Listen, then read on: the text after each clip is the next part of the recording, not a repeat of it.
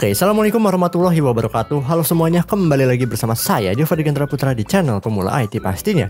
Dan di video kali ini kita akan memasuki segmen apa ya? Sebenarnya antara campuran dari rakit PC dan ngobrol IT gitu. Tapi karena video rakit PC-nya dikit ya, jadi ya udah kita masuk ke segmen ngobrol IT. Ya, akhirnya teman-teman bisa lihat sebelah kiri teman-teman gitu ya, di layar bagian kiri teman-teman ada sebuah PC ya yang baru saja dirakit. Ya, ini sebenarnya mungkin sama aja gitu ya kayak PC saya sebelumnya. Ya walaupun tampilan luarnya sama aja, tapi yang penting itu dalamnya coy. Ya luarnya juga penting sih, karena buat motivasi saat melihat PC gitu kan meningkat kalau PC-nya estetik gitu ya. Atau mungkin kalau casingnya bagus, airflow-nya juga bagus gitu ya. Intinya di video rakit tapi upgrade tapi ngobrol IT kali ini itu, saya akhirnya telah meninggalkan LGA 775. Kukira hubungan kita istimewa. Ya, LGA 775 ini punya banyak kenangan gitu ya, karena saya udah pakai dari tahun 2020-an gitu. Di tahun 2020 tersebut saya udah cerita di video kanan atas gitu ya, di video sebelumnya. Saya itu pakai LGA 775 mulai dari chipset 945, lalu pindah ke chipset Q35, ke P35, balik lagi dan akhirnya ke P35 lagi, dan akhirnya untuk sekarang saya sudah hijrah dari LGA 775 gitu. Ya walaupun ngeselin gitu ya, kadang ada masa di mana saya tuh kesal. Ini kenapa banyak masalah gitu ya, namanya juga motherboard jadul dan platform jadul. Tapi di sisi lain saya punya pengalaman berharga, banyak ilmu yang saya dapat dari platform tersebut gitu ya. Contohnya kayak misal dasar-dasar overclocking pada FSB gitu ya. Lalu saya juga belajar beberapa support chipset dan perbedaan chipset dari LGA 775 gitu. Walaupun udah nggak relevan lagi untuk zaman sekarang, tapi setidaknya saya mengetahui gitu. Dan LGA 775 juga salah satu soket ya yang bisa dibilang sebelum saya rakit PC itu saya sudah pengen. Kenapa pengen? Pertama murah dan ramah overclocker. Ya intinya dari dulu pakai LGA 775 itu suatu wishlist ya. Walaupun wishlist orang tuh biasanya i9 Gen 14 misal, tapi saya ini wishlistnya salah satunya LGA 775. Bukan untuk harian tapi untuk di atak-atik gitu ya. Saya pengen nyoba chipset X38 plus Core 2 Extreme buat di overclock ke ya tinggi gitu. Saya pengen belajar ya overclocking dari LGA 775. Tapi ya itu belum kesampaian, mungkin nanti gitu ya. Tapi setidaknya saya sudah nyobain overclock di chipset P35 dan Core 2 Quad Q9650 ke 3,9 GHz ya. Ya hampirnya tumpah, cuman karena keterbatasan chipset dan RAM jadinya nggak sanggup. Ya itulah pengalaman menyenangkan dari saya pakai LGA 775. Tapi sekarang saya lebih senang lagi dong tentunya gitu ya. Masa upgrade nggak seneng gitu ya. Akhirnya saya telah berpindah platform dari Intel ke AMD. Dan bukan tanggung-tanggung, bukan cuma CPU doang, saya pindah juga. Yang awalnya dulu saya pakai GT 630 dan RX 580 itu sebenarnya bukan saya pakai pribadi. Ya saya pakai pribadi tapi bisa dibilang banyak masalah. Jadi hati saya bisa dibilang masih di hijau gitu ya, masih di Nvidia. Belum bisa berpindah ke AMD semenjak pakai RX 580 itu. Tapi sekarang juga saya nggak nanggung-nanggung, saya juga pindah ke Radeon RX series lagi gitu. Dan ya hati saya juga berpindah ke tim merah. Jadi bisa dibilang ini hati saya sudah berpindah dari biru ke merah dan dari hijau ke merah. Berikut adalah beberapa komponen yang saya pakai untuk rakitan PC pribadi saya kali ini. Oke, untuk motherboard di sini saya menggunakan dari brand Asus, yaitu Asus Prime A320MK yang support hingga Ryzen 5000 series. Lalu untuk CPU saya menggunakan dari Ryzen 5 4500 yang memiliki 6 core 12 thread dan turbo boost hingga 4,1 GHz. Untuk memori RAM di sini saya menggunakan dari brand Apacer Knox 2x8GB DDR4 3200 MHz. Lalu untuk pendingin CPU atau CPU coolernya di sini saya tidak pakai dari bawaan AMD-nya. Dan ya ini cukup mahal ya bisa dibilang ya, yaitu saya pakai dari brand Cryoric seri C7. Untuk penyimpanan saya pakai 3 kali hard disk dan 1 kali SSD SATA. Untuk power supply masih sama seperti yang sebelumnya, saya pakai dari brand FSP, yaitu FSP HV Pro 650W 85+ ATX 3.0. Lalu untuk VGA card juga dari tim merah, yaitu dari brand ASRock seri Challenger OC Radeon RX 5700 XT. Untuk casing bisa dibilang masih sama dan ada 2 kipas 12 cm dari Aerocool.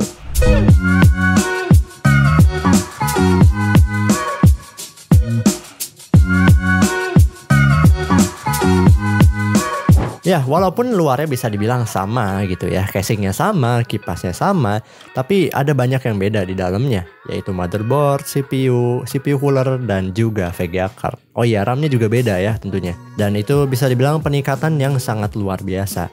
Oke, beberapa hal yang ingin saya bahas. Yang pertama adalah perbandingan performa sebelum dan sesudah upgrade ya. Kalau ditanya apakah jauh perbedaannya, pakai nanya gitu ya. Walaupun Intel Core 2 Quad Q9650 itu CPU tertinggi dari Intel Core 2 series, terutama Core 2 Quad gitu ya. Bisa dibilang high end pada masanya, tapi ya dia hanya CPU jadul gitu ya, yang memiliki 4 core dan 4 thread. Sedangkan Ryzen 5 4500 itu memiliki 6 core 12 thread gitu ya, jauh banget perbandingannya. Ditambah clock speednya juga lebih tinggi, dan AMD semenjak Ryzen series juga peningkatan performanya juga sangat mantap, dan juga efisiensinya juga mantap gitu. Jadi ya kalau dibandingin performa aja gitu ya, performa raw performance sudah jauh beda gitu ya. CPU tahun 2008 atau 2009 tuh ya dibandingin sama CPU tahun 2020 gitu ya. 2022 malah gitu ya. Jauh banget gitu kan perbandingannya. Jadi ya jelas dari segi core udah lebih banyak, teknologi lebih baru, litografi lebih kecil, clock speed lebih tinggi, dan tanpa overclock gitu ya. Walaupun bisa juga di overclock gitu, tapi karena motherboardnya saya pakai A320MK dari Asus, jadi ini nggak bisa di overclock untuk CPU-nya. Nanti di akhir video saya akan ngasih beberapa benchmark sintetis dan juga untuk skenario video editing, 3D modeling, dan juga untuk gaming singkat aja gitu ya. Untuk performa lebih jelasnya nanti saya akan bahas satu-satu gitu ya, antara CPU-nya aja dan juga VGA-nya aja. Nah, walaupun saya menggunakan beberapa komponen modern seperti tadi Ryzen 5 4500 dan Radeon RX 5700 XT yang itu merupakan keluaran yang baru, namun tetap saja saya masih menggunakan hard disk. Kenapa? Pertama, hard disk itu murah pak ya, 100 ribu aja udah dapat 500 gigaan gitu ya. Ya kalau mau baru dapat 130 ribuan gitu, udah dapat hard disk baru sebesar 500 GB. Sedangkan kalau SSD gitu ya 500 GB aja udah 400 ribuan ke atas, mahal banget gitu ya. Yang kedua ya, walaupun hard disk itu lambat, tapi kegunaan hard disk untuk saya di sini adalah untuk menyimpan beberapa backup data dan juga beberapa footage video, output video, dan juga untuk menyimpan game-game yang besar. Yang ketiga, alasan saya masih pakai hard disk karena nggak ada duit pak gitu ya. Karena nggak ada duit saya nggak mungkin upgrade ke SSD yang harganya tuh mahal gitu ya. Dan saya udah bahas di video sebelumnya juga gitu ya. Kalau saya upgrade tuh mending prioritasin ke performa dulu gitu dibandingin dengan hard disk ataupun estetika gitu ya. Karena dulu masih pakai platform LGA 775, dimana itu urgensi untuk upgrade tuh bisa dibilang besar gitu ya. Minimal ke H61 aja saya udah merasakan upgrade, tapi yang H61-nya yang i5 ya, bukan yang Pentium ataupun i3. Dan juga hard disk itu kan karena murah gitu ya, jadi saya bisa mengkombinasikan banyak hard disk sekaligus dalam satu PC. Contohnya saya ini pakai satu SSD SATA, karena kebetulan saya belum ada budget gitu untuk membeli SSD NVMe. Walaupun A320MK dari Asus ini punya slot M.2 NVMe PCIe generasi ketiga, tapi ya karena saya nggak ada budget, jadi saya pakai komponen lama yang ada di PC lama saya gitu ya, yaitu satu SSD SATA dari Midas Force sebesar 128 GB, lalu ada hard disk 500 GB, lalu ada hard disk lagi 320 GB, dan oh iya ada satu lagi hard disk 500 GB. Aslinya saya ada satu lagi hard disk 320 GB, tapi karena keterbatasan slot SATA pada motherboardnya, jadi saya hanya bisa pasang 4 storage SATA aja. Nah, dengan kombinasi banyak hard disk tadi, saya dapat storage besar dengan budget yang hemat juga. Jadi ya win-win solution ya, walaupun ada komprominya yaitu speednya lambat. Tapi untuk beberapa game yang optimisasinya udah bener kayak Genshin Impact, Valorant, atau mungkin CS2 gitu, loading pada beberapa game yang udah optimisasinya bener tuh nggak lama-lama banget ternyata ya. Kecuali Wuthering Wave, nggak jelas itu loadingnya lama, stuttering, hard disknya 100% terus gitu ya. Tolong, Kuro Games tolong ya, tolong optimisasi lagi. Jadi bisa dibilang untuk kebutuhan saya untuk sekarang nggak jadi masalah, walaupun masih pakai hard disk untuk main storage ya, bisa dibilang untuk menyimpan beberapa software dan aplikasi. Oke, lalu saya ingin cerita juga pengalaman saya pas upgrade dari Intel ke AMD gitu ya, gimana rasanya. Bisa dibilang sama aja, dan pengalaman yang bikin saya enak tuh kan karena ini komponen modern gitu ya, komponen yang nggak jadul-jadul banget. Jadi slot RAM-nya tuh masih bersih, lalu slot RAM-nya juga satisfying pas dipencet gitu ya, karena motherboard lama itu kan biasanya udah banyak debu, terus udah keset, udah apa ya gampangnya, udah apa ya bisa dibilang, udah kayak bukan ringkih juga ya. Slot RAM atau slot yang lainnya tuh kayak udah nggak satisfying kalau dipasang gitu ya.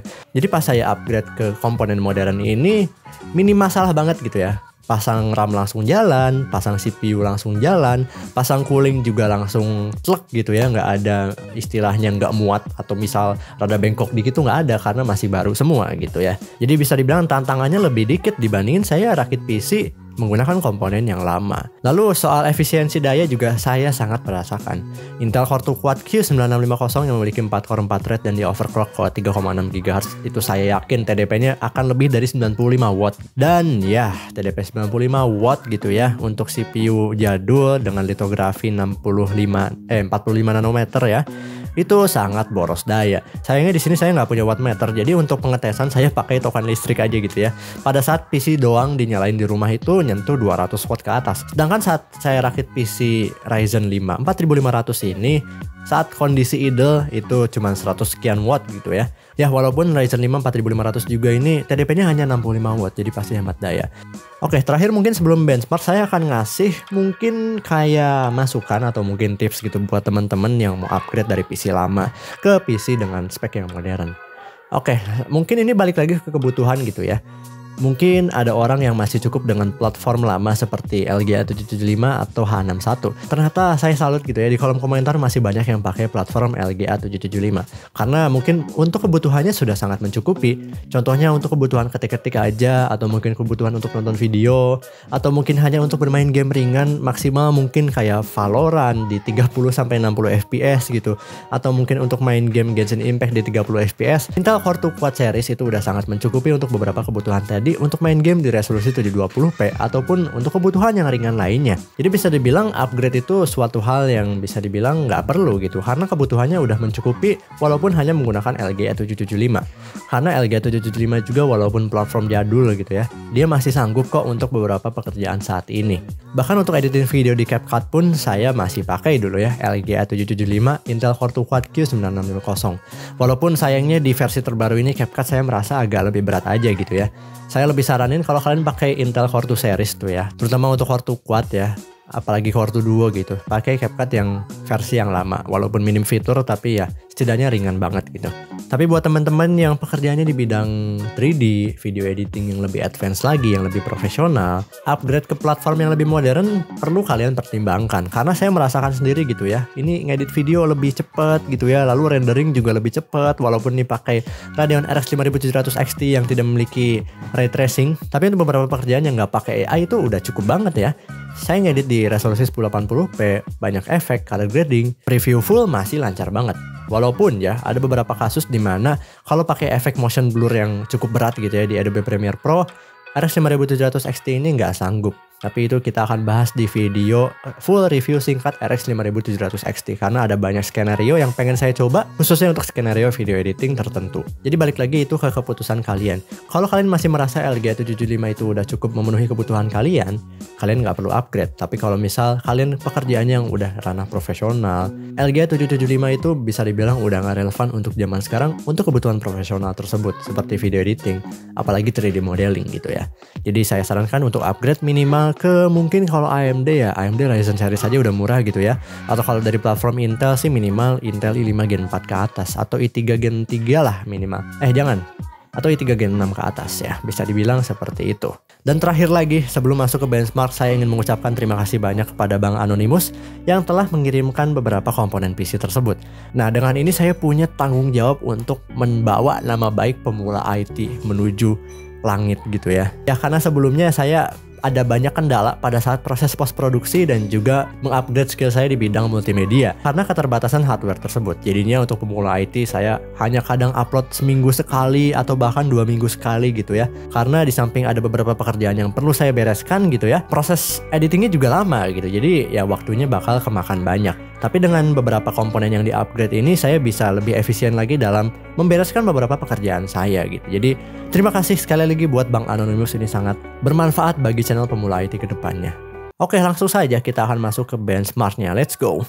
Oh ya, sebelum masuk ke benchmark lagi ya, mohon maaf ya, ditunda-tunda terus gitu. Ada beberapa informasi yang perlu saya sampaikan. Pertama, untuk benchmark games di sini hanya dikit saja ya, mohon maaf, dan juga saya main di monitor 768p. Tapi ada beberapa game yang bisa upscale ke sekitar 1,5-nya atau 1,2 kalinya. Jadi bisa dibilang setara dengan main di 1080p. Jadi mohon maaf karena keterbatasan monitor gitu. Jadi saya nggak bisa main atau ngetes lebih lanjut Radeon RX 5700 XT-nya untuk beberapa game kalau dimainin di resolusi 1080p ke atas gitu ya. Lalu informasi yang kedua soal game juga, di sini saya semuanya rekam menggunakan encoder dari AMD VCE. Untuk kodeknya pakai H265. Ya, bisa dibilang saya sengaja membebani GPU-nya karena walaupun dibebani juga gitu ya, ini GPU masih sanggup main beberapa game dengan FPS yang sangat playable. Saya juga main game dengan membuka Discord dan juga membuka browser karena itu yang biasanya orang lakukan ketika bermain games. Oke, informasi ketiga untuk benchmark video editing di sini bisa dibilang masih beta ya. Maksudnya masih beta di sini adalah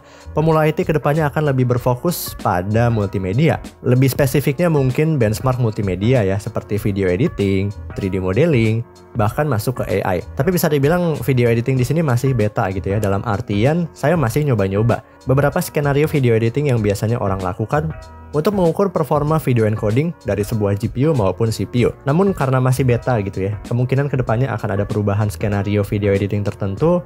Tapi kalau misal ini udah paling pas gitu ya, saya akan menggunakan skenario ini untuk jangka panjang untuk pengetesan beberapa hardware PC kedepannya.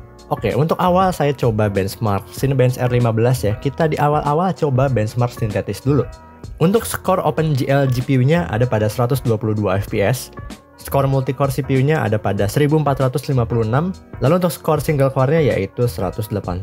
Lalu untuk benchmark sintetis selanjutnya yaitu Cinebench R20, untuk multicore-nya ada pada 3369, dan single core-nya ada pada 466. Lalu untuk benchmark sintetis selanjutnya ada Cinebench R23. Skor multicore-nya ada pada 8700 dan single core-nya ada pada 1200-an. Lalu untuk speed SSD yang saya pasang di SATA 6 Gbps atau SATA 3, skor maksimum bacanya ada pada 531 MB per second dan untuk tulisnya ada pada 455 MB per second. Lalu saya juga nyobain 3D Mark Time Spy. Untuk skornya bisa dilihat 8627. Ini masuk kategori good ya, bagus ya. Lalu saya juga nyobain benchmark yang baru yaitu 3D Mark Steel Nomad ya. Dan bisa dibilang cukup berat ya, skornya hanya 2000-an dan ya rata-rata FPS-nya 21 FPS-an. Tapi ini sudah cukup mantep lah mengingat ini benchmark yang baru. Untuk skenario video editing kali ini, saya baru menyiapkan yang Adobe Premiere Pro resolusi 1080p dengan FPS 24 dan 30. Biasanya 24 FPS itu untuk beberapa project film dan juga 30 FPS itu untuk sosial media, baik itu YouTube ataupun Instagram. Dan durasinya masing-masing yang untuk 24 FPS itu bisa dibilang sinematik-sinematikan aja gitu ya. Yang editingnya itu biasanya video editor lakukan seperti warp stabilizer, kasih color grading, transisi, slow motion, dan lain sebagainya. Dan 30 fps di sini saya menggunakan juga Adobe After Effects karena biasanya untuk sosial media akan menggunakan dua software gitu ya, yaitu Adobe After Effects dan juga Adobe Premiere Pro. Jadi After Effects itu buat motion graphic ataupun buat ngisi-ngisi grafik gitu ya, dan Premiere Pro untuk video editingnya. Dan ini biasanya orang lakukan untuk sosial media, baik itu YouTube maupun Instagram. Dan durasinya adalah 3 menit. Catatan, untuk skenario video editing ini masih beta ya, balik lagi. Bisa jadi saya pakai untuk jangka panjang untuk pengetesan hardware yang lainnya. Bisa jadi ada perubahan karena ada yang lebih bisa dibilang lebih relevan lagi. Jadi ya kalian jangan terpaku dulu sama yang ini. Mungkin kayaknya biar lebih enak saya buat dulu deh video tentang pembahasan skenario video editing dan juga multimedia lainnya. Supaya teman-teman bisa juga diskusi di kolom komentar lebih baik skenarionya seperti apa yang paling relevan untuk zaman sekarang. Oke, setelah melakukan benchmark ini gitu ya, saya baru sadar bahwa benchmark ini belum sempurna ya. Ini baru dites aja saya langsung bilang seperti ini. Kenapa? Oke, teman-teman bisa lihat hasilnya untuk yang 24 fps 1080p dan 30 fps 1080p. Perbedaan yang cukup jauh. Kenapa? Yang 30 fps ini ada dari After Effects. Dan saya menyadari satu hal, benchmark ini cocok untuk keseluruhan PC ya, bisa dibilang. Mengetes performa hasil PC rakitan atau kombinasi CPU, GPU, dan RAM. Tapi untuk performa masing-masing, kayak misal performa CPU-nya aja atau GPU-nya aja, ini bisa dibilang nggak relevan. Karena ada beberapa skenario tertentu yang lebih mengandalkan salah satunya. Contoh tadi untuk yang 30 fps itu lama di awal, karena dia pakai After Effects. Nah, karena pakai After Effects tadi, dia lebih ke single core CPU-nya, sehingga GPU-nya nggak kerja ya bisa dibilang, atau kerjanya sangat dikit lah. Yang ikut andil besar di sini adalah CPU-nya. Maka dari itu, kedepannya saya akan buat benchmark baru. Untuk benchmark ini kemungkinan saya pakai untuk kebutuhan benchmark satu PC atau keseluruhan komponen PC, baik itu CPU, GPU, dan RAM-nya. Lalu untuk masing-masing komponen seperti CPU aja atau GPU aja, saya akan membuat benchmark video editing yang mungkin lebih relevan lagi untuk setiap komponen. Oke, untuk game pertama ada Counter Strike 2 atau CS2 gitu ya. Untuk rata-rata FPS-nya cukup playable di atas 90 FPS-an. Untuk settingan rata kanan resolusi 768p. Sayangnya di sini saya nggak punya monitor 1080p gitu ya. Untuk penggunaan CPU usage di sini juga nggak terlalu tinggi karena game FPS itu lebih mengandalkan single core performance dibandingin multi core performance. Kalau mau FPS-nya lebih tumpah-tumpah lagi. Kalau kalian mau lebih tumpah-tumpah lagi, kalian bisa main di rata kiri. Tapi karena saya monitornya 60 Hz di sini, jadi saya main di rata kanan biar grafiknya cukup bagus gitu ya. Oke, untuk game selanjutnya ada Genshin Impact. Settingan rata kanan 768p tapi render scale-nya 1,5. Jadi bisa dibilang main di sekitar 1080p lebih dikit. Rata-rata FPS-nya bisa dibilang rata 60 FPS gitu ya. Karena ini game yang cukup ringan bagi Radeon RX 5700 XT yang setara dengan RTX 3060. Penggunaan dayanya juga cukup irit karena kita main Genshin Impact gitu ya, yang cuman maksimal di 60 FPS. Oke, untuk game selanjutnya ada GTA 5. Game wajib benchmark ya bisa dibilang. Di sini saya menggunakan resolusi 768p, render scale 1,5 biar serasa 1080p, lalu settingan ultra atau rata kanan. Tapi VSync-nya dimatiin karena kita mau tahu gitu ya seberapa banyak FPS yang bisa dihasilkan. Dan teman-teman bisa lihat di kiri bawah, FPS yang dihasilkan cukup playable yaitu di atas 60-an FPS dan nggak pernah turun dari 60. Walaupun penggunaan daya cukup tinggi karena kita main di rata kanan gitu ya, di ultra 1080p ya. Lebih dikit malah. Tapi untuk CPU usage di sini agak anteng ya karena kita bisa dibilang main di rata kanan gitu ya, jadi lebih GPU bound. Jadi sangat playable bisa dibilang walaupun ini settingan rata kanan di resolusi 1080p lebih dikit. Ya walaupun pas scene ledakan juga kadang turun ke 58 FPS-an, tapi ya itu nggak jadi masalah gitu ya. Kita main di ultra gitu, 1080p enak banget dilihat grafiknya. Oke, untuk game selanjutnya ada Need for Speed Payback. Di sini saya menggunakan settingan rata kanan juga, tapi resolusinya 768p dan ya rata-rata FPS-nya ada di 80 sampai 90 FPS-an. Kalau scene ringan ada pada 100 FPS-an. Dan ya balik lagi, game ini sangat ringan bagi Radeon RX 5700 XT maupun AMD Ryzen 5 4500 ya. Oke, game yang cukup berat ya yaitu PUBG Steam. Saya main di resolusi 768p tapi render scale-nya 120 ya. Jadi bisa dibilang hampir mendekati 1080p. Settingannya ultra rata kanan tapi DirectX 11. Untuk rata-rata FPS-nya juga sangat playable di atas 90 FPS-an. Ini sangat playable gitu ya. Apalagi kalau kalian mau lebih kompetitif gitu ya, mainnya bisa di settingan medium atau di high aja gitu. Kalian pasti bisa dapat 100 FPS-an ke atas gitu. Tapi untuk penggunaan daya cukup boros ya. Rata-rata di 180 watt ke atas ya untuk Radeon RX 5700 XT-nya. Karena ini game berat, mainnya rata kanan dan juga VSync-nya dimatiin. Lalu untuk game Valorant, mohon maaf di sini sebelumnya saya agak cupu main Valorant gitu ya. Valorant di sini saya main di rata kiri ya, biar kelihatan kompetitifnya, dan rata-rata FPS-nya teman-teman bisa lihat di tumpah-tumpah ya, 150 FPS-an ke atas. Dan penggunaan dayanya juga sangat hemat gitu ya, karena ini game ringan juga. Lalu ini sekedar informasi aja, bisa dibilang game Wuthering Waves gitu ya. Sebenarnya dia bisa 60 FPS-an, cuman karena saya nyimpennya di hard disk gitu ya, karena SSD saya penuh gitu ya, jadinya stuttering parah. Tapi kalau teman-teman mainnya di SSD itu bakal lancar banget di 60 FPS-an. Settingan rata kanan 768p, bahkan 1080p juga pasti lancar banget.